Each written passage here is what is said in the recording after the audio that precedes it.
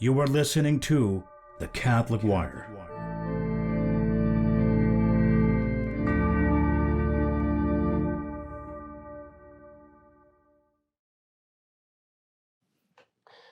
¿Qué tal, amigos de Verdad Católica? Soy el Padre Carlos Cepeda y el día de hoy quiero platicar de un tema que pasa a veces, sobre todo en el Internet. Pasa que hay personas que hacen posts en Facebook o en Twitter o en lugares así, o artículos o blogs, y en estos artículos hablan a veces de temas muy intricados, de teología dogmática o moral o de canon, de derecho canónico, y hacen afirmaciones a veces contra los sacerdotes, o a veces diciendo, este sacerdote está mal, o estos obispos están mal porque hacen esto y aquello. Pienso que cuando el caso es verdadero, no tiene nada de malo el denunciarlo respetuosamente. Sin embargo, pienso también que hay muchas personas que discuten de temas que ignoran, o que tal vez ignoran una parte del tema. Y esto es muy importante entenderlo. Debemos de comprender que los sacerdotes y los obispos, cuando están entrenados, subrayo, cuando están entrenados en un seminario católico tradicional, que sigue la verdadera doctrina, la verdadera misa tradicional, tienen una formación mucho más compleja que la que uno se puede imaginar. A veces las personas tienen un libro de teología moral o un libro de derecho canónico, y en base a eso dicen, bueno, ya lo tengo, ya lo tengo dominado el tema, me basta con mi catecismo. Dadas las cosas que han ocurrido en nuestras últimas décadas, pienso que es necesario y está bien que los fieles a veces les pidan a los sacerdotes un fundamento de su doctrina. ¿De dónde viene? ¿De dónde me estás enseñando esto? Pienso también que está mal que algunos se atribuyan falsamente un conocimiento que no tienen y que temerariamente procuren condenar o discutir con sacerdotes sin haber ellos tenido una formación apropiada. Es distinto el pedirle a un sacerdote que me fundamente su doctrina a el pretender yo saber más que él o más que el obispo cuando tal vez yo no tengo esa preparación. Para ilustrar este punto mejor, pensé que sería bueno mostrar algunos de los temas, algunas de las clases que uno estudia en sus años de seminario. Y vamos a empezar primero, obviamente, cuando uno viene al seminario, en un seminario tradicional, estudia lenguajes eclesiásticos. Y aquí vamos a tener, pues, primero un curso de latín, luego un segundo curso de latín. Generalmente hay 3, pero aquí nada más tengo 2 libros. Tenemos la gramática latina, ejercicios de latín, y por lo menos vamos a tener algún cursillo de griego. En algunos seminarios incluso estudian también algún curso de hebreo. Eso es lo más básico. De allí empieza uno en seminario a estudiar lo que es la filosofía, que es el fundamento del conocimiento escolástico. Entonces empieza uno con la introducción a la filosofía, la teodicea, que es el conocimiento natural de Dios, la ontología, que es el conocimiento de las cosas reales, luego la apologética, que es la ciencia para defender a la Iglesia. También vamos a tener generalmente otra historia de la Iglesia o una apologética. Vamos a tener criterología, que es la ciencia que nos enseña cómo se debe entender el conocimiento y cuáles son las verdaderas formas de conocimiento. Tendremos alguna introducción a la suma teológica de Santo Tomás de Aquino. Tendremos también el estudio de la sociología, es decir, cómo debe ser la sociedad en un orden correcto y natural, y el estudio de la psicología, que no es lo que tal vez muchos piensen, psicología moderna, sino es el estudio de la vida. Y finalmente vamos a tener también el estudio de la dialéctica, que no me acuerdo si ese ya lo repetí. Al final de de la filosofía, vamos a empezar a estudiar teología. La filosofía, estos libros de aquí, son necesarios para entender la teología moral, la teología dogmática y el derecho canónico. Porque muchos de los temas que vas a ver en los otros cursos son temas que tienen fundamento en esto. Si tú no entiendes conceptos filosóficos básicos, no vas a poder entender la teología moral. Entenderás las palabras, pero no entenderás todo el significado completo de esas palabras. Entonces, una vez que empezaste a estudiar eso, vas a ser introducido a estudiar básicamente la teología de los sacramentos, de la redención, de la creación de Dios y algunas otras cosas por el estilo, pero estos son solamente los fundamentos de la teología dogmática. Después vas a entrar al propio curso de teología dogmática, que en nuestro seminario son 14 libros. No los tengo los 14 aquí, no me los trajeron todos. Pero vamos a tener soteriología, que es la ciencia de la salvación, mariología, que es la ciencia o el estudio de los privilegios de la Virgen María. Vamos a tener el estudio de la gracia actual y habitual.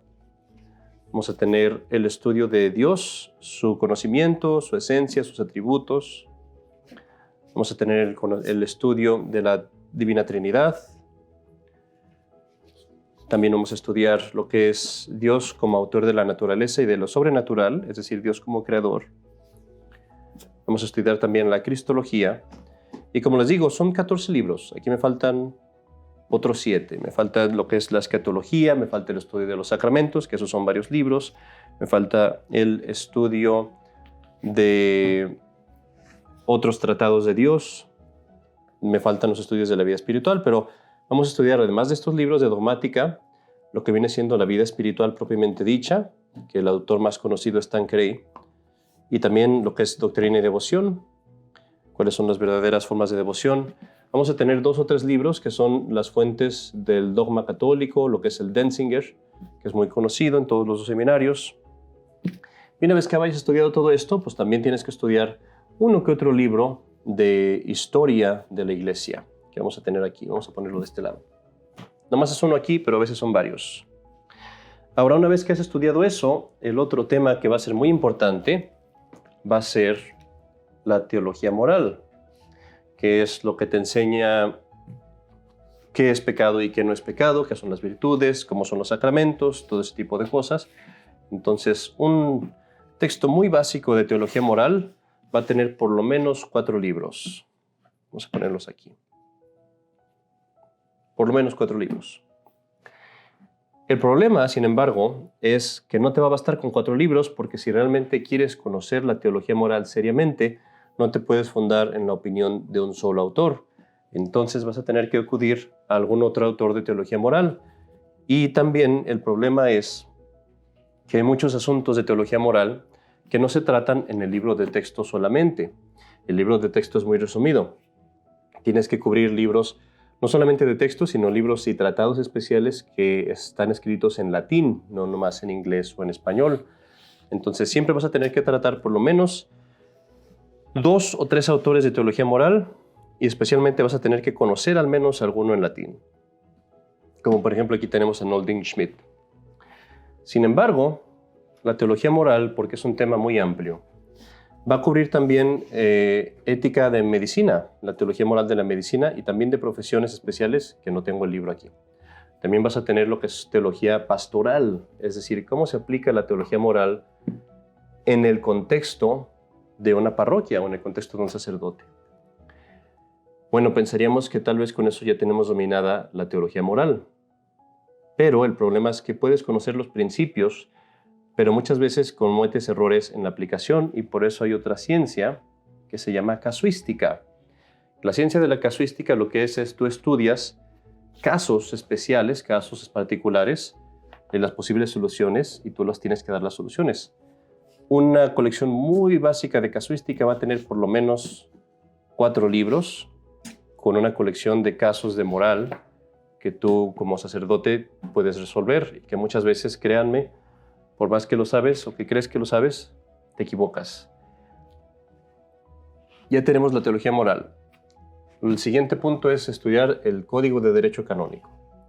Ahora, aquí en nuestro seminario estudiamos Buscarén y Cicognani, que son 2 autores, pero no tengo a Cicognani, así que tenemos aquí otro tratado de Derecho Canónico que también usamos aquí a veces, aunque no como libro de texto. Sin embargo, Cicognani es más o menos del mismo tamaño. Cuando estudiaste el Código de Derecho Canónico, el punto más complicado va a ser los casos matrimoniales. Los casos matrimoniales es un tema tan complejo que incluso en tiempos normales en Roma había 2 congregaciones que veían casos matrimoniales, compuestas de doctores en derecho canónico, y muchas veces llegaban, al estudiar el mismo caso, llegaban a conclusiones distintas, porque son muy, muy complejos los casos matrimoniales. Entonces, es necesario que tú también conozcas lo que es el procedimiento canónico de casos matrimoniales, si realmente quieres ser serio acerca de esto, obviamente. Esperemos que esto no se me caiga aquí. Y bueno, no diría que ya con eso tenemos dominado el derecho canónico, pero muy semejante a lo que pasa con la teología moral, las aplicaciones concretas muchas veces nos pueden fallar, y ahí es cuando necesitamos entonces el tener una colección de resoluciones de derecho canónico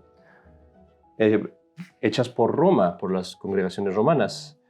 Muchas veces pasa también que el Código de Derecho Canónico fue después abrogado en ciertas partes o modificado en ciertas leyes, y eso no existe en ningún libro más que en esos decretos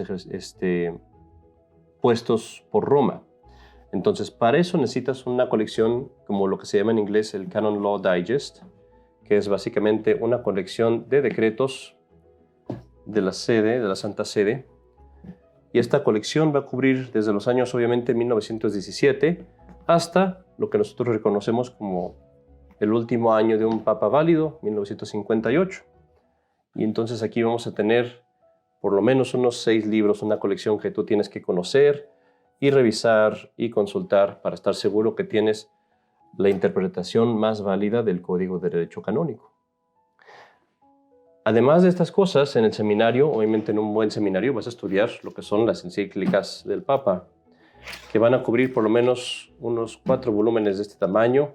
A veces el libro es más grande, más pequeño, pero son encíclicas que cubren desde los años 1700, hasta casi 1800, hasta el año 1959. Y ya con esto uno diría que tal vez ya hemos terminado, pero me falta lo que es el estudio de la liturgia, que me va a dar un libro que se llama Matters Liturgical in English, y también hay otros tratados de Sagrada Liturgia en español. También tienes que estudiar tal vez algún libro de ceremonias que te enseñe lo que dice el misal romano y el ritual romano. Hay otros 2 libros que me faltan aquí, que es la administración de los santos sacramentos y la celebración de la misa. Obviamente, otro de los temas que vamos a estudiar en el seminario va a ser, voy a tener que mover estos libros así para hacer más espacio, lo que viene siendo escritura sagrada. Ahora, la escritura sagrada